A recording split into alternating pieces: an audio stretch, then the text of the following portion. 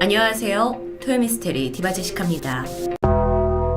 2008년 2월 26일 김씨라는 사람은 지난 며칠간 여동생과 연락이 닿지 않아 한참 걱정을 하고 있었습니다. 그러다 결국 마포구 창촌동에 있는 여동생의 집을 직접 찾아가게 되는데요. 문은 굳게 잠겨 있었고 아무리 두드리고 벨을 눌러도 안에는 인기척이 없습니다.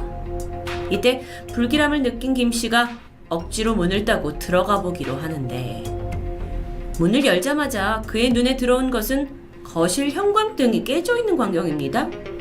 또한 컴퓨터는 마치 누가 쓰고 있던 것처럼 켜져 있었어요. 그런데 이거 외에 집은 깔끔했죠. 김씨는 어딘가 여동생이 급하게 떠났나? 라는 느낌을 받긴 했지만 어쨌든 그날은 별다른 조치 없이 문을 닫고 그곳을 떠나게 됩니다. 그런데 그로부터 5일 뒤인 3월 3일 연락이 계속 안 돼요. 그래서 김씨가 이번엔 여동생이 운영하는 식당에 찾아갔죠. 그런데 여기서 종업원들에게 뜻밖의 말을 듣게 됩니다. 사장님이 지난 2월 18일 밤 12시쯤에 퇴근을 하셨는데 잠시 여행을 갔다 올 테니 가게를 잘 부탁한다고 했고 그날 이후로는 보이지 않는다는 겁니다. 김씨는 뭔가 잘못됐다라는 걸 직감했고 바로 경찰서로 달려가서 여동생과 함께 그녀의 자식들 3명의 여자 조카들까지 내모녀 모두 실종 신고를 하게 됩니다. 그러니까 여동생만 사라진 게 아니었어요. 여동생의 딸들도 사라졌던 거죠. 경찰은 우선적으로 실종 여성 김씨의 집안을 수색합니다. 그리고 그곳에서 예전에 오빠가 한번 왔을 때 발견하지 못했던 혈흔을 찾아내게 돼요. 분명 이 집안에선 무슨 일이 있었던 것으로 추정됩니다. 자, 그리고 나서 이 며칠 전에 그 김씨가 퇴근을 했잖아요. 그리고 그 퇴근 시간 전후에 무슨 일이 있었나 싶어서 아파트 CCTV 화면을 보게 되는데 영상 속에서 이렇게 검은색 옷에 모자를 푹 눌러 쓴 아주 의심스러운 남성을 발견합니다. 그는 김씨 가족이 실종되었다고 추정되는 그날 아파트 1층에서 가방 여러 개를 계속 왔다 갔다 하면서 실어 나르고 있었어요. 지금 보시는 건 실제 사진인데요. 뭔가 자신을 모자로 좀 가린 듯한 모습인 것 같기도 하고 게다가 옆에 있는 대형 여행 가방까지 너무 의심스럽죠. 경찰은 그 실종된 김씨의 주변 인물을 조사하기 시작합니다. 그리고 그 과정에서 김씨가 이씨라는 남성과 상당히 가까운 사이라는 정보를 입수하게 돼요. 김씨 큰딸조차 주변 사람들한테 그 남자분이 우리 엄마하고 재혼할 사람이다 라는 말을 한 적이 있었을 정도입니다. 특히 실종이 추정되는 그 2월 18일 날 첫째 딸은 친구한테 엄마와 결혼할 아저씨하고 여행을 간다는 말을 했다라는 정황도 포착됐죠. 그런데 여기서 그 이씨가 다름 아닌 90년대 유명 프로야구 선수 4번 타자로 활약했던 이호성 씨였습니다. 그는 은퇴를 한 후에 웨딩홀을 운영하면서 나름 잘 나가는 사업가로 성공 가도를 달리긴 했는데요. 지난 2005년에 실내 스크린 경마장 사업에서 약 100억 원 이상의 부도를 내면서 실패했고요. 이후 부동산 개발 관련 사기 혐의로 구속이 됐고 보석으로 풀려나긴 했지만 여전히 떠안은 빚이 너무 많은 채 이리저리 떠돌아다니는 신세로 전락하게 됐다고 합니다. 자, 다시 사건으로 돌아와서 경찰은 이 CCTV 속 남성이 누구인지 파악하는 게 급선무였습니다. 그래서 그 사라진 김씨의 주변 사람들한테 이 영상을 보여줘요. 근데 그들이 겉모습을 보고 체격이나 걸음걸이가 봤을 때 이게 김씨랑 평소 친하게 지내던 그 이호성 씨와 굉장히 비슷하다라는 증언을 하게 되죠. 게다가 내 모녀가 실종된 당일 엘리베이터에서 가방을 운반하던 남성을 내가 봤다라는 주민이 나타납니다. 그런데 이 주민이 그 남성이 어딘가 낯설지 않았다고 해요.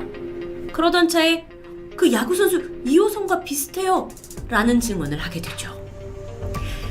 이 정도면 경찰은 충분하다고 생각했고 이때부터 야구선수 이호성을 유력한 용의선상에 두고 수사에 집중하기 시작합니다. 그런데 이제 막 수사가 시작되던 그 시점인 3월 8일이었어요. 발빠른 한 언론이 프로야구 선수가 내 모녀의 실종과 연관이 있다라는 기사를 보도하게 됩니다. 이건 이제 이호성을 경찰이 제대로 수배할 여유도 없이 너무 빠르게 대중에게 알려져 버린 거죠.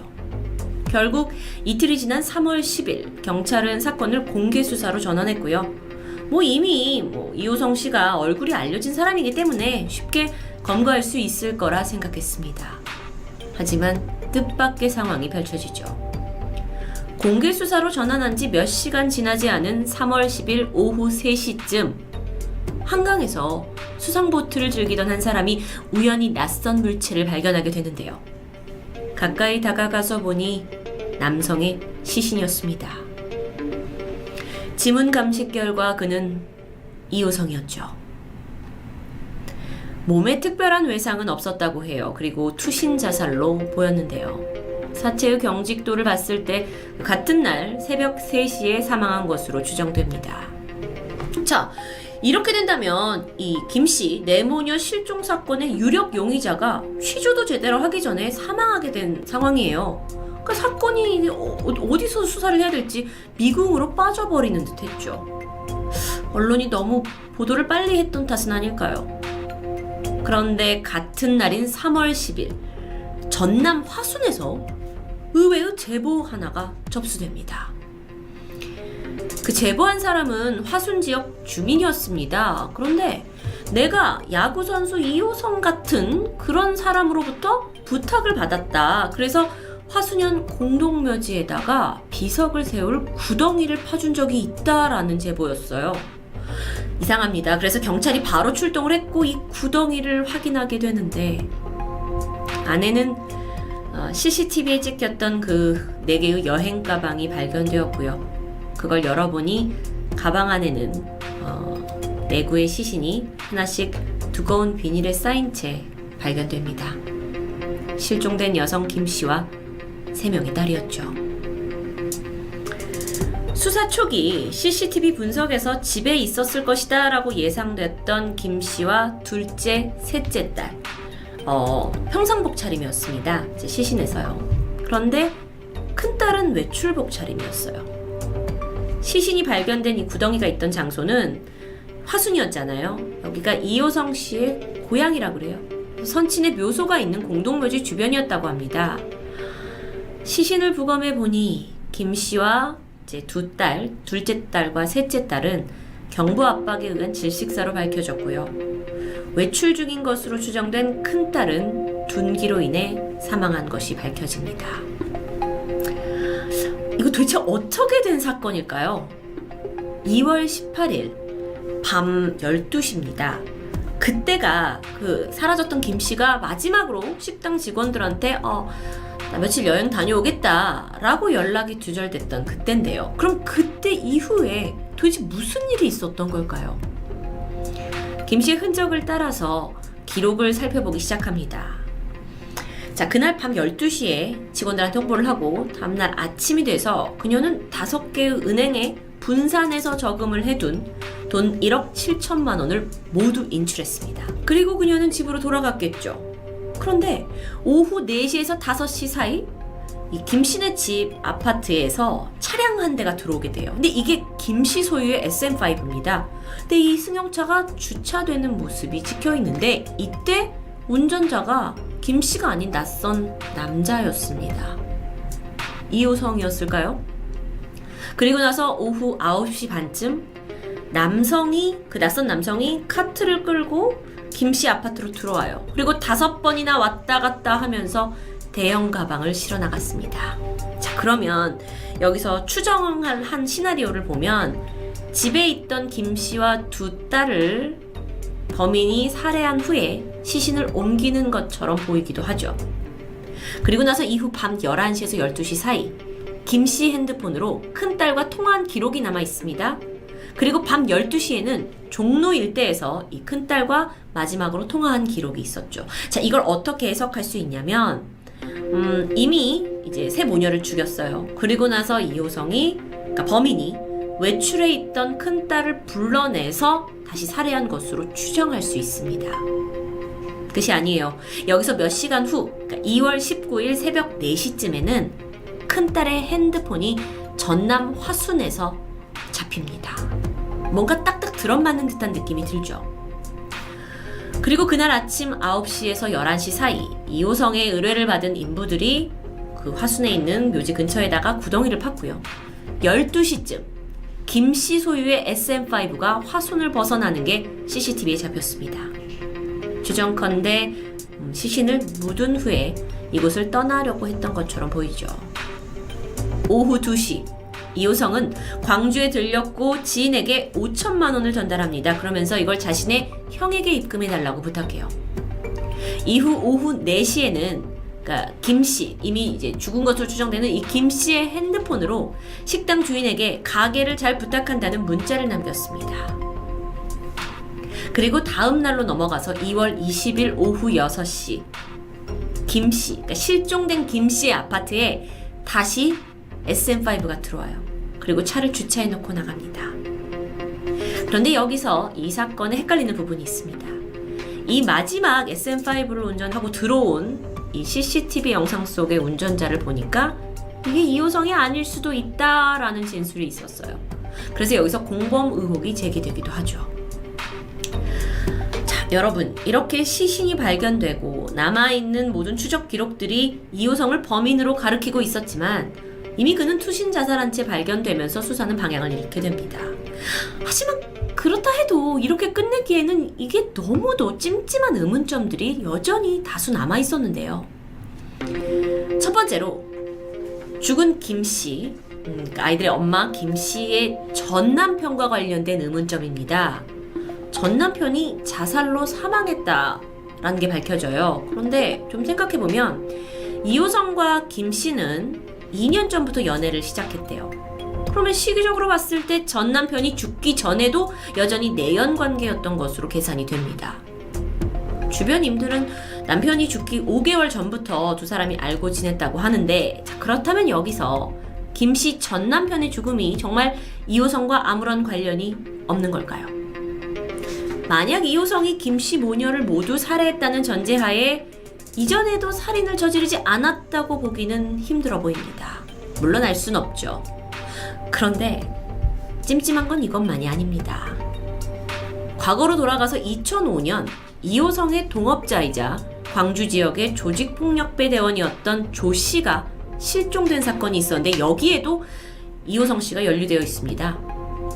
경찰은 이제 계속 조사를 하다가 조 씨가 빚이 많아서 잠적했다라는 식으로 마무리를 했지만 사실 그가 실종되기 전 마지막으로 만났던 사람이 이호성이었다는 거죠.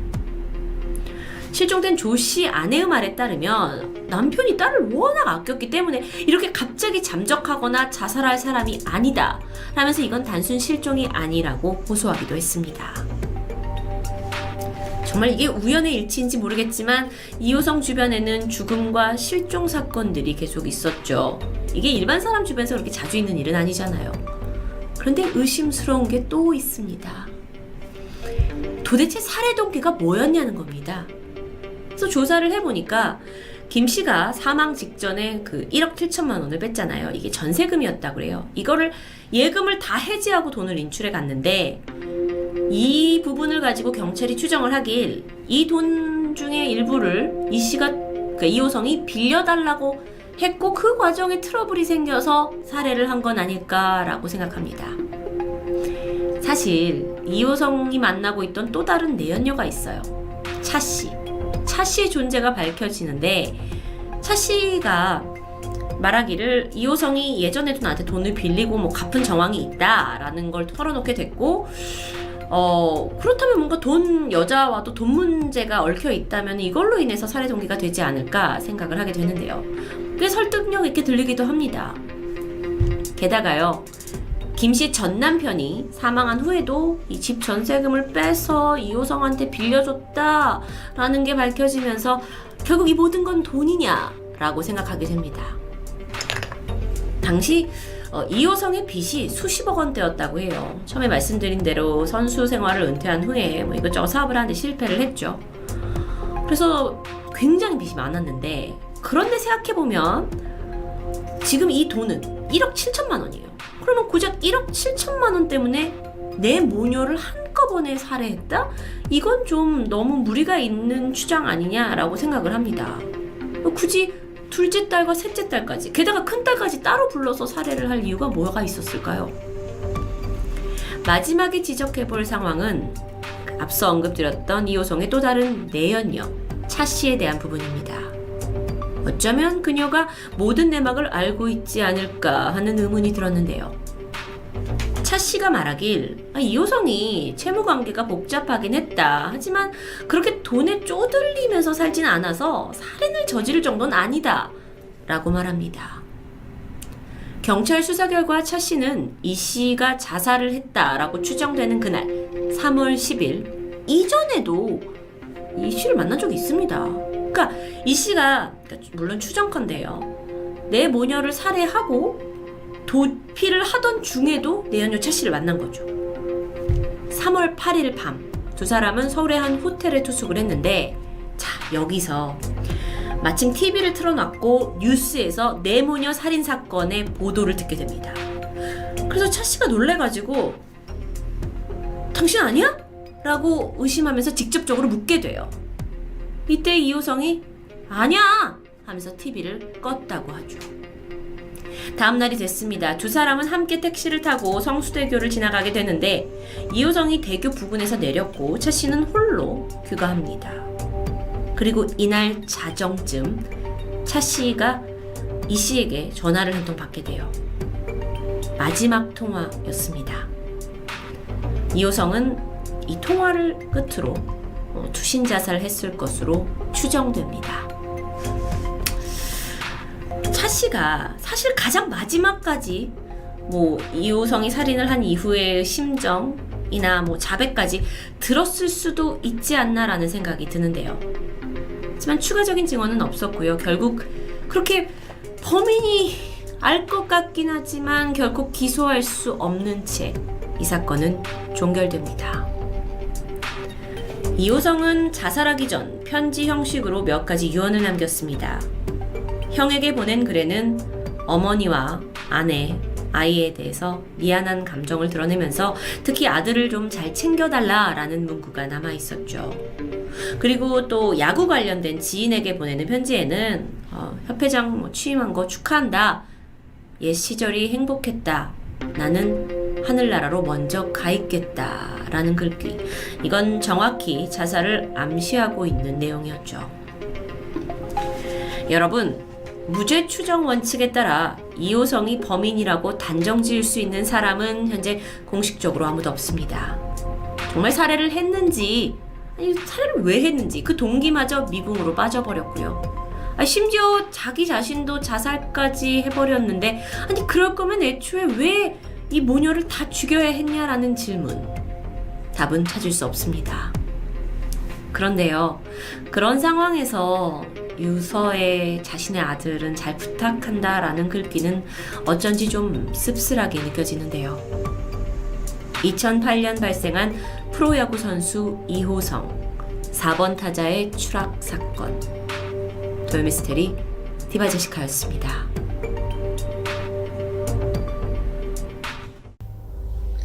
안녕하세요. 토요미스테리 디바제시카입니다. 때는 20년 전인 2002년 5월 1일 오전 10시 20분. 전남 여수에서 출발해서 서울역으로 향하는 새마을 162호 열차가 운행을 시작합니다. 여러분, KTX가 등장하기 전만 해도 새마을호는 명실상부 특급 열차로 통했습니다. 당시로서는 꿈의 속도라고 불리는 시속 150km에 넓은 좌석, 게다가 유명 호텔에서 운영하는 식당까지 있었으니까 국내의 많은 여행객들이 한 번쯤 타보고 싶어하는 열차 중 하나였죠. 문제의 2002년 5월 1일, 그날 역시 새마을호는 많은 승객을 싣고 철도를 가로지르고 있었습니다. 그렇게 여수역을 출발한 지 26분이 지난 오전 10시 46분. 갑자기 열차가 엄청난 굉음을 내면서 철로에 멈춰섭니다. 무슨 일인가 싶었는데 예기치 못한 사고가 발생한 겁니다. 여수 율촌역 인근에서 건널목을 건너던 80대 여성 이 씨가 미처 기차가 들어오는 걸 모른 채 그대로 열차에 치인 건데요. 안타깝게도 할머니는 그 자리에서 숨을 거두시고 말았습니다. 여러분, 보통 이렇게 운행 중에 사고가 발생하면 기관사가 너무도 큰 충격을 받았기 때문에 즉각 다른 기관사와 교체를 하는 게 일반적인 절차입니다. 그렇게 열차는 비극적인 사건을 일단락하고 잠시의 정비 끝에 다시 철도를 달리기 시작합니다. 첫 사고가 난 지 2시간 13분 후인 오후 1시 4분. 열차는 전북 완주군 삼내역 쪽에서 교량 하나를 지나게 됩니다. 그리고 여기서 도저히 믿기 힘든 일이 벌어지는데요. 마침 이곳을 지나던 80대 여성 강 씨가 열차에 또 부딪혔고요. 현장에서 즉사한 겁니다. 이 말도 안 되죠. 운행 2시간 남짓 만에 무려 2건의 사고. 2분의 노인이 안타깝게 목숨을 잃었습니다. 기관사도 승객도 놀랬지만 일단 사고를 수습한 후에 새마을호는 가장 가까운 익산역에 정차를 했고요. 또다시 기관사를 교체한 후 다시 달리게 되죠. 이때 뭔가 이상함을 느낀 몇 명의 승객들은 불길하다면서 하차를 요구하기도 했습니다. 어쨌든 다 마무리하고 기차는 다시 서울역을 향해 운행을 이어나가게 되는데요. 그리고 오후 1시 39분, 두 번째 사고가 난 지 약 35분 정도가 지난 시점입니다. 익산시 함열읍 용성 건널목에서 무단횡단을 하던 90대 남성 구 씨가 열차에 치여서 그 자리에 숨집니다. 같은 열차요. 여러분, 저 지금 괴담 이야기하는 거 아니고 이건 실제 사건입니다. 여수에서 지금 출발을 해서 익산까지 기차가 움직인 거리가 약 210km 정도였다고 해요. 그동안 무려 3명의 노인이 각기 다른 장소에서 같은 열차에 치인 상황. 이 세 번째 사고가 일어난 이후에 승객들도 다 넋이 나가서 어떤 항의도 하지 못할 정도였다고 하는데요. 만약에 한 명의 기관사가 이 모든 사고의 중심에 있다면 분명 부주의했거나 혹은 치명적인 결격 사유가 있다고 생각할 수 있습니다. 하지만 분명 사고가 날 때마다 기관사는 교체되었습니다. 철도청 관계자들에 따르면 국내 철도 역사는 물론이고 전 세계 철도 역사에 이런 경우가 단 한 번도 없었다고 해요. 물론 건널목이나 철길 횡단 사고로 목숨을 잃는 피해가 종종 있긴 한데요. 이렇게 단일 구간에서 한 열차가 3번의 사망 사건을 낸 건 정말 역사상 처음이었죠. 그럼 혹시 이 열차 자체에 어떤 문제가 있었던 건 아닐까요? 그렇게 우여곡절 끝에 서울에 도착한 162호 열차는 즉각 기계적인 결함이 있는지 조사를 받게 됩니다. 근데 어떠한 오류도 발견되지 않아요. 한편 철도청은 기차의 위령제까지 지내게 되죠. 이후에 162호 열차는요, 한동안 운행이 중단됩니다. 아무래도 다시 달리는 게 좀 꺼림칙했던 건데요.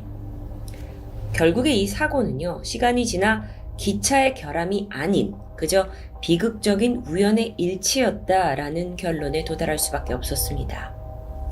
참고로 여기서 숨진 각 피해자분들의 상황을 좀 살펴볼까요?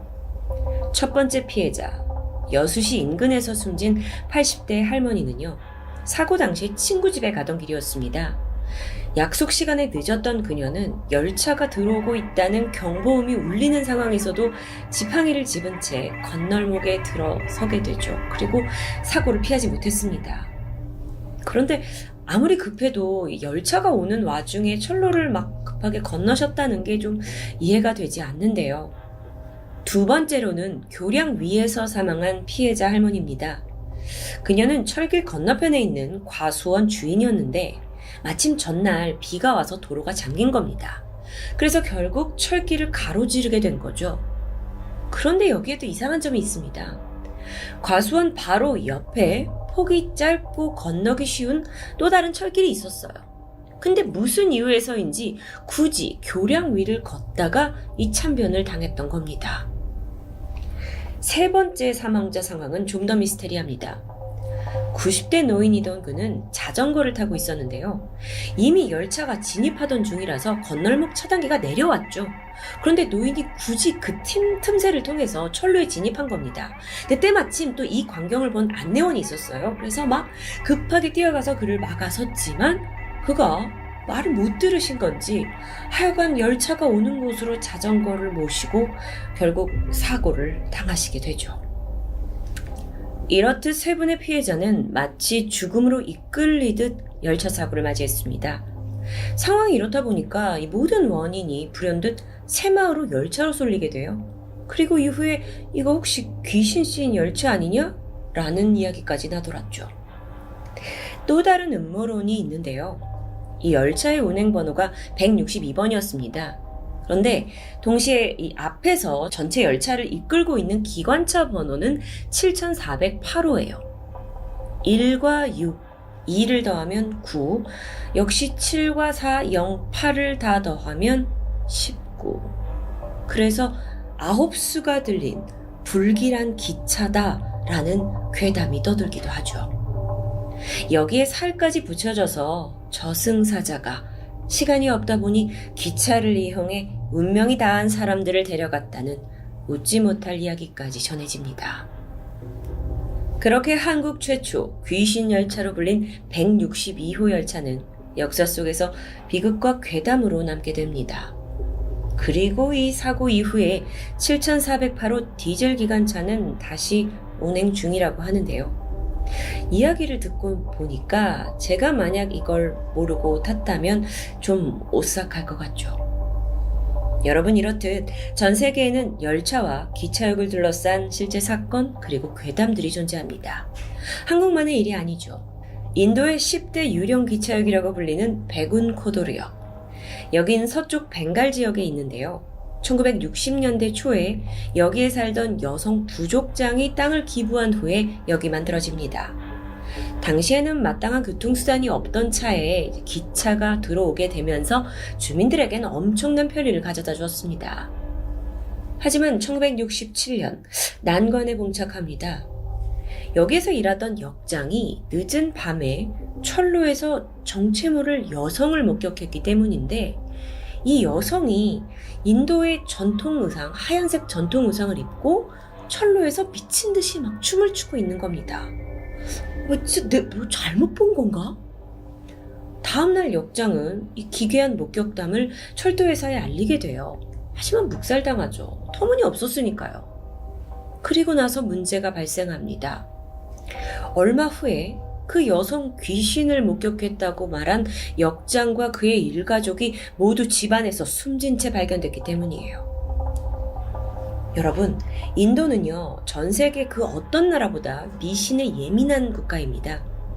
그래서 이 사건 이후에 사람들이 아예 이 역을 이용하길 꺼려했고, 심지어 기관사마저도 역을 정차하지 않고 그냥 지나쳐버리고 말았죠. 결국 이곳은 찾는 사람이 없어지면서 잠정 폐쇄됩니다. 그런데 사건으로부터 42년이 지난 2009년 8월, 지역의 불편함을 해소하기 위해서 결국 역이 다시 재개장하게 되는데요. 하루 10대 정도의 열차가 지나가면서 운영이 시작되죠. 그런데 마을 사람들의 불신은 여전했습니다. 그래서 사람들은 해가 지면 절대 이곳을 이용하지 않는다고 해요. 그렇다 보니까 역을 지나는 마지막 열차는 오후 5시 45분. 꽤 이르죠. 역사 안에 가보면 귀신을 쫓기 위한 다양한 힌두 신들의 사진이 붙여져 있는 상황입니다. 사실 인도에 있는 미스테리 유튜버들이 참 많이 다루는 곳이기도 해요. 또한 여전히 이 주변에 살고 있는 주민들은 늦은 밤 철로 위에서 흰옷을 입고 서성이는 의문의 여성을 목격하고 있습니다. 이제 인도에서 이곳은 가장 불길한 역이라는 오명으로 남게 되죠. 한편 또 있습니다. 미국 텍사스에 위치한 샌 안토니오에 있는 한 철로, 여기엔 오싹하면서도 슬픈 괴담이 전해지는데요. 때는 1940년, 폭우가 쏟아지던 아침에 아이들을 태운 스쿨버스가 철로 앞에서 속도를 낮춥니다. 열차가 곧 진입한다는 이 사이렌이 울렸기 때문이에요. 그런데 조금 후에 스쿨버스 기사가 브레이크를 밟았지만 어쩐 일인지 버스가 멈추지 않는 겁니다. 그래서 결국 버스는 그냥 미끄러지듯 선로에 진입을 해버렸고 다가오는 열차를 피하지 못한 채 큰 사고를 일으키게 되죠. 안에는 많은 아이들이 타고 있었습니다. 그래서 사고로 총 10명의 어린이가 안타까운 죽음을 당하게 돼요. 이날 브레이크가 왜 작동하지 않았는지는 결국 밝혀지지 못했는데요. 그리고 나서 이 역과 관련된 미스테리한 일이 시작된 건 약 30년이 지난 1970년대부터입니다. 멕시코를 출발해서 자동차로 로드트립을 하던 한 부부가 있었는데 우연히 이 샌안토니오 철로를 지나게 된 겁니다. 여기가 멕시코랑 가깝거든요. 근데 마침 철로가 텅 비어 있어요. 주변의 풍경이 너무 멋져서 부부가 여기서 기념사진을 남기고자 했죠. 물론 과거에 여기서 어떤 사고가 있었는진 전혀 모르는 상태였습니다.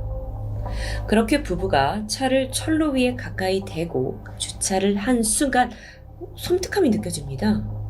차가 알 수 없는 힘에 의해서 앞으로 밀리기 시작한 겁니다. 브레이크를 잡아도 소용이 없어요.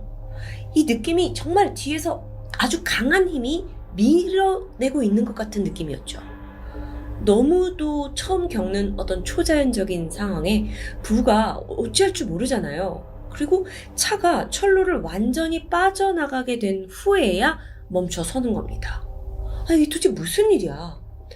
넋이 나간 부부가 이내 이제 차에서 내려가지고 차에 무슨 문제가 있나 생긴 건지 살펴보는데 흙먼지가 쌓인 이 트렁크에 여러 개의 작은 손들이 찍혀 있습니다. 여러 명이 마치 차를 민 것처럼요. 부부는 이 순간을 사진으로 남겨뒀는데요. 이 초자연적인 현상이 도대체 뭐였는지 캐내던 중에 그나마 추정할 수 있는 게 과거 철로에서 스쿨버스 사건이 있었다라는 거였죠. 그렇다면 혹시 억울하게 죽음을 맞이한 그 아이들의 영혼이 또 다른 사고를 막기 위해 철로 밖으로 차를 밀어낸 건 아닐까요? 이 사연이 미국 전역에 알려지면서 참 많은 사람들, 관광객들이 여길 찾기 시작합니다. 그리고 경험담이 쏟아졌죠. 이곳에 방문을 해서 철로 위에 차를 세워놨는데 저절로 트랙 밖으로 밀려난다라는 증언입니다. 앞서 부부가 이야기했던 것과 비슷하죠. 심지어 철로 밖은 오르막길인데도 말도 안 되게 차가 움직이는 겁니다. 게다가 지금 보고 계신 이 사진이 그 실제 장소인데 몇몇 사람들은 의문의 형체를 보기도 하고 또 멕시코 부부와 마찬가지로 차 뒤에서 수많은 낯선 손자국이 발견되기도 해요. 정말 어떤 존재가 거기에 있는 걸까요? 한편 이 사고 현장 주변에는 유독 신디수, 로라리처럼 사람 이름을 딴 도로 이름이 존재합니다. 이 역시 사망한 아이들의 원혼을 달래기 위해서 이렇게 이름을 붙인 게 아니냐라는 의혹이 있었죠. 여기에 대해서 이 도시에서는 이 이름은 지역 개발자들의 이름을 따서 만든 거다. 이거 샌안토니오 철로 사건과는 아무런 관련이 없다. 그리고 그 철로에서 이렇게 막 움직이는 그런 건 그냥 착시 현상일 뿐이다. 라고 거듭 해명했습니다.